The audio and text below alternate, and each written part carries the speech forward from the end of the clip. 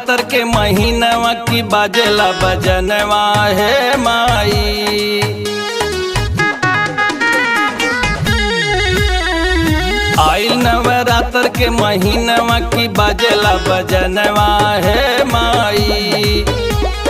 बाजेला बजनवा है माई, बाजेला बजनवा है माई। आइल नवरात्र के महीनवा की बाजेला बजनवा है माई। आइल नवरात्र के महीनवा